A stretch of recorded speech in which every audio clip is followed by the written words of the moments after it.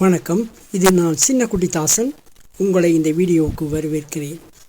Swiss Ravi எழுதிய குமுளி நாவலை சித்திரக்கதையோடு video ஆக்கும் முயற்சியில் இது பகுதி 15. இந்த வீடியோவில் இந்த பகுதியில் இருப்பவை பற்றி இருவர் சுவாரஸ்யமாக விவாதிக்கிறார்கள். கேட்டுப்பார்கள். நன்றி. வணக்கம். இன்றைய எங்களோட ஆழமாத கலந்துரையாடலுக்கு உங்களை வரவேற்கிறோம். இன்னைக்கு நாங்க பார்க்க போறது ஒரு இளைஞனின் நாட்குறிப்பு. ஆனா இது ஒரு சாதாரண நாட்குறிப்பு இல்ல. 1983 இனக்கலவரத்துக்கு பிறகு பல்கலைக்கழக படிப்பை பாதியில விட்டுட்டு ஆயுதமேந்த போற முடிவோட தமிழ்நாட்டு பயிற்சி முகாமுக்கு போன ஒருத்தருடைய மனதின் பதிவுகள். இந்த குறிப்புகள் ஒரு முக்கியமான கேள்வியை எழுப்புது. ஒரு லட்சியத்துக்காக ஒருத்தர் போராளியாக மாறும்போது தனக்குள் இருக்கிற பழைய மனுஷனில் எதையெல்லாம் அழிக்க வேண்டியிருக்கு? ஒரு மகனாக, ஒரு மாணவனாக இருந்த தன்னை அழிச்சு போட்டுட்டு தான் ஒரு போராளிய உருவாக்க வேண்டுமா? வாங்கோ இந்த கேள்விகளுக்கான பதில இந்த நாட்குறிப்புக்குள்ள தேடுவோம். மிக சரியான கேள்வி. இந்த நாட்குறிப்பு வெறும் இராணுவ பயிற்சி சம்பந்தப்பட்டது இல்ல. ஒரு போராளியின் உருவாக்கம் என்பது ஆயுதங்களால மட்டும் நடக்கிறதில்லை. அவன் கொண்டு வர நினைவுகள், அவன் மனசுல இருக்கிற குற்ற உணர்வுகள், உள்ளுக்குள்ள நடக்கிற போராட்டங்கள் தான் அவனை முழுசா உருவாக்குது. இந்த நாட்குறிப்பின் தொடக்கமே ஒருவித குழப்பத்தோடும் பதட்டத்தோடும் தான் ஆரம்பிக்குது. அவங்க நினைக்கிற மாதிரி எல்லாம் ஒரே நேர்கோட்டுல இல்லைன்னு தான் அவங்களுக்கு முத நாளே புரியுது. ஆமா, அது நல்லாவே தெரியுது. அவங்க முகாமுக்குள்ள போன உடனேயே ஒரு விதமான அமைதியின்மை, பதி என்று ஒருத்தர் திடீரென்று ஒரு பிஸ்டோலோல இயக்கத்துக்குள்ள சில பிரச்சனைகள் ஓடிக்கொண்டிருக்கேன்னு சொல்றாரு. சந்ததியார் என்றவர் முரண்பாடுகள் காரணமா ஒதுங்கி நிக்கிறார் என்ற செய்தியும் அவங்களுக்கு கிடைக்குது. ஒரு பெரிய நம்பிக்கையோட வந்த புதிய ஆட்களுக்கு தொடக்கத்திலேயே இப்படி இயக்கத்துக்குள்ள பிளவுகள் இருக்கேன்னு தெரிய வர்றது ஒரு பெரிய அதிர்ச்சியை கொடுத்திருக்குமே. நிச்சயமா அது ஒருவித டெசில்யூஷன், அதாவது ஒரு ஏமாற்றத்தை ஏற்படுத்தி இருக்கோம். நாங்கள் எல்லாம் ஒரே கொள்கைக்காக ஒன்று சேர்ந்து வந்திருக்கிறோம் என்று நினைச்சு வந்த இடத்துல இங்கேயும் அதிகார போட்டி, தனிநபர் முரண்பாடுகள் இருக்கேன்ற யதார்த்தம் அவங்கள தாக்குது. ஆனாலும் அதே நேரம் ஒரு புதிய நம்பிக்கையும் கொடுக்கிறார். முதலாவது குழுவை நாட்டுக்கு அனுப்ப போற திட்டம் பற்றி சொல்றார். அதுக்கான தொலைத்தொடர்பு வலையமைப்பை வடிவமைக்கிற பொறுப்பை ஜோன் என்ற இந்த நாட்குறிப்பு எழுதுற இளைஞனுக்கும் வாகிசனுக்கும் கொடுக்கிறார். இது அவங்களுக்கு ஒரு புது உத்வேகத்தை கொடுக்குது. அந்த உத்வேகத்தின் அடையாளமாகத்தான் அந்த மோட்டார் சைக்கிள் முகாமுக்குள்ள வருகுது. காங்கேசன் துறை சீமந்து தொழிற்சாலையில் இருந்து கடத்தி வரப்பட்ட புத்தம் புது ஹோண்டா வாகனம். அதுவரைக்கும் ஒருவித இறுக்கமான சூழல்ல இருந்த முகாமுக்கு அது ஒரு புது உயிரை கொண்டு வருகுது. எல்லா பசங்களும் அதை ஓட்டி பழக ஆசைப்படுறாங்க. எனக்கு இந்த குறிப்புல மிகவும் பாதித்த ஒரு விடயம் என்னன்றா, அந்த சின்ன சந்தோஷத்துல கூட ஒரு பாகுபாடு காட்டப்படுது. சரியாக சொன்னீங்க. அந்த நாட்குறிப்பில் இருக்கிற ஒரு வரி மனதை ஊக்குற மாதிரி இருக்கு. பெண் தோழர்களுக்கு அந்த மோட்டார் சைக்கிளை ஓட்ட வாய்ப்பு மறுக்கப்படுது.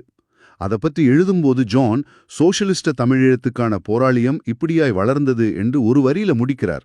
இது ஒரு சாதாரண விடயம் இல்ல. இது ஒரு பெரிய சித்தாந்த போராட்டத்தின் ஒரு சின்ன வெளிப்பாடு. தாங்கள் ஒரு சமத்துவமான சமூகத்தை உருவாக்க போறோம் என்று கதைக்கிறாங்க. ஆனா அவங்களுக்குள்ளேயே ஆழமாக வேரூன்றி இருக்கிற ஆணாதிக்க மனப்பான்மையும் வெளிப்பாடுதான் அந்த சம்பவம். அந்த முரண்பாட்டை அந்த இளம் வயதிலேயே ஜான் கவனிச்சிருக்கிறார்.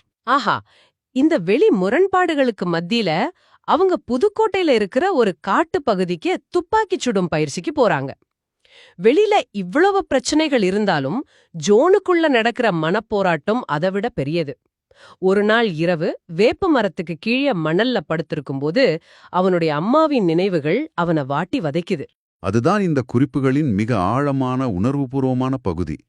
அவனுடைய மனசாட்சி அவனை குத்தி கிழிக்குது. அவனுடைய அம்மா சொன்ன வார்த்தைகள் திரும்ப திரும்ப காதுக்குள்ள ஒலிக்குது. நடுரோட்டில் எங்களை விட்டுடாத, இயக்கத்துக்கு போனேன்றால் என்னை உயிரோடு நீ பார்க்க மாட்டாய் என்று அவங்க அழுதது அவனுக்கு ஞாபகம் வருது. தன் அம்மாவின் கனவுகளுக்கும் தியாகங்களுக்கும் தான் ஏமாற்றத்தை மட்டும்தான் பரிசா கொடுத்துட்டேன் என்று அவன் நொந்து போறான். அந்த நினைவுகள் அவன் அப்படியே அவனுடைய சின்ன வயசுக்கு கூட்டிக் கொண்டு போகுது. அப்பா இறந்த பிறகு அவங்க குடும்பம் பட்ட கஷ்டங்கள், அம்மா பட்ட பாடுகள். வெறும் 2 ரூபாய்க்காக 2 மைல் தூரம் கருவேப்பிலை கட்டை தலையில சுமந்து சந்தைக்கு கொண்டு போன அம்மாவின் உருவம் அவன் கண் முன்னால வருது. ஜோனு தன் பங்கிற்கு குடும்பத்துக்காக உழைச்சிருக்கிறான். அதிகாலையில எழும்பி அக்காவோடு சேர்ந்து வீடு வீடா அப்பம் வித்து தான் படிச்சிருக்கிறான். அந்த நாட்குறிப்புல ஒரு சின்ன விடயம் சொல்லப்பட்டிருக்கு. அவனிட்ட ஒரே ஒரு சூடி பாடசாலை சீருடை தான் இருந்ததாம். அது அவனுடைய அம்மா தினமும் தோய்த்து ராத்திரி சுடுதண்ணி பாத்திரத்தால அயன் பண்ணி தருவாங்களாம்.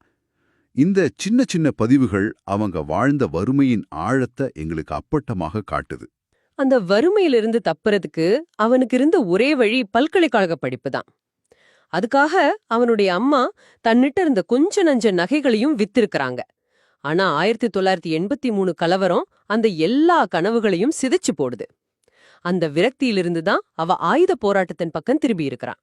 ஃபிடல் காஸ்ட்ரோவும் சேக்வேராமும் அவனுக்கு ஆதர்ஷ புருஷர்களா தெரியறாங்க. அவன் தன் கடந்த காலத்தை ஒரு கல்வெட்டு மாதிரி இப்படி பதிவு செய்றான். எனது படிப்புக்கான செலவு என்னை அச்சுறுத்தி இருந்தபோது படிப்படியாக என் அம்மா அணிந்திருந்த ஒரு சில நகைகளும் காணாமல் போய் கொண்டிருந்தன. இந்த இழப்புகளுக்கு நான் அம்மாவுக்கு ஏமாற்றத்தையே பரிசீலித்தேன். இந்த வரிகள்ல இருக்கிற வலி அவனுடைய குற்ற உணர்வின் ஆழத்தை எங்களுக்கு உணர்த்தது. அவனுக்கு போராட்டம் என்பது வெறும் அரசியல் கொள்கை இல்ல, அது அவன் சுமந்து திரிந்த இந்த குற்ற உணர்விலிருந்து தப்பி ஓடுவதற்கான ஒரு வழியாகவும் இருந்திருக்கு. இப்படி குற்ற உணர்வின் ஆழ்கடல்ல மூழ்கி கிடக்கிற ஜோன முகாமின் நிகழ்காலம் சும்மா விடுறதில்ல. நினைவுகளிலிருந்து நிகழ்காலத்துக்கு வந்தா காந்தன், தேவன் என்று 2 புதிய பொறுப்பாளர்கள் முகாமுக்கு வராங்க. அங்க ராணுவ மரியாதை, அதாவது சல்யூட் அடிக்கிறது சம்பந்தமா ஒரு சர்ச்சை வருகுது. தோழர்கள் அதை விரும்பவில்லை. அது அதிகாரத்துக்கும் தனிமனித சுதந்திரத்துக்கும் இடையிலான ஒரு ஆரம்ப கட்ட இழுவரி. ஒரு புரட்சிகர இயக்கத்துல எல்லாரும் தோழர்கள், எல்லாரும் சமம் என்ற கொள்கை ஒரு பக்கம், இராணுவ பயிற்சிக்கு தேவையான கட்டுக்கோப்பு, படிநிலை அமைப்பு மறுபக்கம். இது 2க்கும் இடையிலான மோதல் தான் அது. சலூட் அடிக்க வேணும்னு உங்களுக்கு தெரியாதா என்று தேவன் அதிகாரமாக கேட்க, தோழர்கள் அதை தவிர்க்கிறதுக்காக பொறுப்பாளர்கள் வரும்போது அவங்கள பார்க்காத மாதிரி எதிர் திசையில நடந்து போறத ஒரு வழக்கமாகவே வச்சிருக்காங்க. இது ஒரு சின்ன எதிர்ப்பு. இந்த சித்தாந்த போராட்டங்களுக்கு பிறகுதான் அவங்களுக்கு ஆயுதங்கள் பற்றிய வகுப்புகள் ஆரம்பமாகுது. SLR, அதாவது செல்ஃப் லோடிங் ரைஃபிள், அந்த காலத்துல பாவனையில் இருந்த ஒரு முக்கியமான இராணுவ துப்பாக்கி. மற்றது எல்லாருக்கும் தெரிஞ்ச AK-47. இதுவரைக்கும் குப்பிகள்ல கோடுகளாகவும் படங்களாகவும் பார்த்த ஆயுதங்கள் இப்போ பளபளப்பாக அவங்க கைக்கு வருது. அந்த தொடுகை ஜோனுக்குள்ள ஒரு பெரிய மாற்றத்தை ஏற்படுத்துது. அந்த மாற்றத்தின் மத்தியில் தான் ஒரு சுவாரஸ்யமான ஆனா மிக முக்கியமான ஒரு சம்பவம் நடக்குது. பயிற்சியாளர் தேவன் SLR துப்பாக்கியை கையாளும்போது ஆயுதத்தை பெண்களை கையாளுவது போல பக்குவமாக கையாள வேண்டும் என்று ஒரு ஓமை சொல்றார். அது சின்ன விடயமாக தெரிந்தாலும் அங்கிருந்த தோழர்களுக்கு அது ஒரு பெரிய சித்தாந்த பிரச்சனையாக தெரியுது. ஆமாம், உடனடியாகவே எதிர்ப்பு கிளம்புது. ஜோன், யோஹான், எர்னஸ்டோ போன்ற தோழர்கள் அதை கடுமையாக எதிர்க்கிறாங்க. அதென்ன பெண்களை கையாளுவது என்று யோஹன் கேட்க, ஜோன் இன்னும் ஒருபடி மேல போய், பெண்கள் என்ன ஆண்களால் கையாளப்பட வேண்டியவர்களா? அவர்களையும் ஆயுதத்தையும் ஒப்பிடுகிறீர்கள், அவர்கள் என்ன பண்டமா என்று கேள்வி கேட்கிறான். இது எனக்கு மிகவும் ஆச்சரியமாக இருந்தது. இராணுவ பயிற்சி எடுக்கிற இடத்துல இப்படி ஒரு சித்தாந்த விவாதம் நடக்கும் என்று நான் எதிர்பார்க்கவில்லை. இதுதான் அந்த இயக்கங்களின் ஆரம்ப காலத்தின் மிக முக்கியமான ஒரு அம்சம். அவங்க வெறும் இராணுவ இயந்திரங்களாக மாற வரவில்லை. அவங்க ஒரு புதிய சமூகத்தை, ஒரு புதிய விழுமியங்களை உருவாக்க வந்ததாக நம்பினாங்க. எர்னஸ்டோ கேட்கிற கேள்வி அதை தெளிவா காட்டுது. பெண் விடுதலை பற்றி கதைக்கிறோம், சோஷியலிசம் பற்றி, சமத்துவம் பற்றி கதைக்கிறோம், நாங்க எப்படி ஒப்பிடலாமா என்றவர் கேட்கும்போது அவங்க மனசுல எவ்வளவு ஆழமான அரசியல் நம்பிக்கைகள் இருந்திருக்குன்னு புரியுது. கடைசியில பயிற்சியாளர் தேவன் தன்னுடைய தவறை உணர்ந்து மன்னிப்பு கேட்கிறார். இது ஒரு சின்ன சம்பவமாக இருந்தாலும் அந்த கொள்கை பிடிப்பின் வலிமையை காட்டுது. இந்த சம்பவத்துக்கு பிறகு ஆயுதங்கள் ஜோனுக்கு ஒரு புதிய அர்த்தத்தை கொடுக்குது. அதுவரைக்கும் குற்ற உணர்வால் உடைந்திருந்த அவன் ஆயுதத்தை கையில பிடிக்கும்போது ஒருவித பாதுகாப்பையும் அதிகாரத்தையும் உணர்றான். மாவோவின் அதிகாரம் துப்பாக்கி குழாயிலிருந்து பிறக்கிறது என்ற வாசகத்தை நினைத்து பார்க்கிறான். தனக்குள்ள ஒரு புதிய மனிதன் உருவாகிறதாகவும் தன் உடல் முழுமையடைய தொடங்குவதாகவும் உணர்றான். இந்த முழுமை என்ற சொல் எனக்கு முக்கியமாக படுது. மிக மிக முக்கியமான சொல். அதுவரைக்கும் அவன் ஒரு உடைந்த மனிதன், அம்மாவின் கனவுகளை உடைத்த மகன், படிப்பை முடிக்காத மாணவன் என்ற குற்ற உணர்வுகள் அவனை பிரிச்சு போட்டிருந்தது. ஆயுதத்தை கையில ஏந்தும்போது அந்த உடைந்த பாகங்கள் எல்லாம் ஒன்று சேர்ந்து ஒரு புதிய அடையாளம் உருவாகுது, போராளி. அந்த போராளி என்ற அடையாளம் அவனுடைய மற்ற எல்லா அடையாளங்களையும் குற்ற உணர்வுகளையும் மூடி மறைக்குது. அது அவனுக்கு ஒருவித முழுமையை கொடுக்குது. இது அவனுடைய மனமாற்றத்தின் ஒரு திருப்பு முனை. இந்த மனமாற்றத்தோடு தோங்களுடைய உடல் ரீதியான பயிற்சியும் கடுமையாகுது. கொதிக்கிற சிவப்பு புழுதி மணல்ல வயிற்றால ஊர்ந்து போற ஒரு பயிற்சி பற்றி விவரிக்கப்பட்டிருக்கு. கேட்கும்போதே உடம்பு கூசுது. எல்லோரும் வலியால துடிக்கிறாங்க. வயிற்ற மணல்ல படாம தூக்கி பிடிச்சு ஒரு மாதிரி சித்திரவதைப்படுறாங்க. அந்த நரக வேதனைக்கு மத்தியில தான் மனிதத்தின் ஒரு கீற்று வெளிச்சம் பாயுது. அதை பார்த்து கொண்டிருந்த ஒரு வயதான கிழவி பொறுக்க முடியாம, நாசமாய் போவானே, இந்த புள்ளைங்களை இப்படி வதைக்கிறியே என்று மண்ணை வாரி தூற்றி பயிற்சியாளரை திட்டுறாங்க. அந்த கிழவியின் உருவத்துல ஜோன் தன்னுடைய அம்மாவை பார்க்கறான். அந்த எதிர்ப்பு, அந்த கரிசனை அவனுக்கு ஒரு பெரிய ஆறுதலா இருக்கு. அந்த சூழலிலும் அப்படி ஒரு குரல் ஒலிப்பது மிக முக்கியமான ஒரு பதிவு. ஆனா இது ஒரு கோணம்தான். இன்னொரு பக்கத்துல பார்த்தால் அந்த கிழவியின் குரல் அந்த இயக்கத்துக்கு வெளியில இருக்கிற பொது சமூகத்தின் பார்வையாகவும் இருக்கலாம் இல்லையா? நீங்க என்னதான் பெரிய லட்சியம் பேசினாலும் வெளியிருந்து பார்க்கிற ஒருத்தருக்கு அது பிள்ளைகளை வதைக்கிற ஒரு செயலாகத்தான் தெரியுது. அதுவும் ஒருவித விமர்சனம் தானே. அருமையான பார்வை. நிச்சயமாக அது இரட்டை அர்த்தம் கொண்டது. ஒன்று, அந்த கடுமையான சூழலிலும் தாய்மை வற்றவில்லை என்ற ஆறுதல். மற்றது, நீங்கள் சொன்னது போல ஒரு வெளியாளின் விமர்சனம். நீங்கள் தேர்ந்தெடுத்த பாதை உங்களை நீங்களே அழித்துக் கொள்வதாக இருக்கிறது என்ற ஒரு எச்சரிக்கை அந்த திட்டலில் மறைந்திருக்கலாம். அந்த நாட்குறிப்பின் அழகே அதுதான். பலவிதமான வாசிப்புகளுக்கு அது இடமளிக்கிறது. இறுதியாக 3 நாட்கள் துப்பாக்கிச் சுடும் பயிற்சி. அங்கும் ஒரு நகைச்சுவையான சம்பவம் நடக்குது. ஒரு SLR துப்பாக்கி பழுதாகி ரெகுலர் மோட்ல வச்சா ஆட்டோமேட்டிக்காவும், ஆட்டோமேட்டிக் மோட்ல வச்சா ரெகுலராவும் இயங்குது. அந்த இறுக்கமான சூழலிலும் அவங்களுக்குள்ள இருந்த இயல்பான நகைச்சுவை உணர்வு சாகவில்லை என்பதற்கு இது ஒரு நல்ல உதாரணம். லியோ என்ற தோழன் அதை அவனுடைய பாடசாலை விளையாட்டு ஆசிரியரோட ஒப்பிட்டுச் சொல்ற கதை எல்லோரையும் சிரிக்க வைக்குது.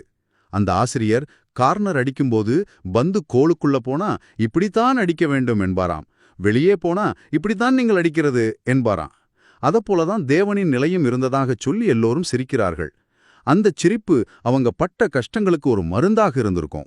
ஆக 2 வார பயிற்சி முடியுது. அவங்க திரும்பி வரும்போது ஜானும் மற்றவர்களும் தங்களை முழுமையான போராளிகளாக உணர்கிறார்கள். அப்போ ஒரு பல்கலைக்கழக மாணவனாக தன் தாயின் கனவுகளை சுமந்து குற்ற உணர்வால் தவித்த ஒரு இளைஞன் ஆயுத பயிற்சியின் ஊடாக தன்னை ஒரு முழுமையான போராளியாக உணர்வது வரையான ஒரு சிக்கலான பயணத்தை இந்த நாட்குறிப்பு பகுதிகள் எங்களுக்கு காட்டுது. இங்குதான் நாங்கள் ஆரம்பித்த கேள்விக்கு வருகிறோம்.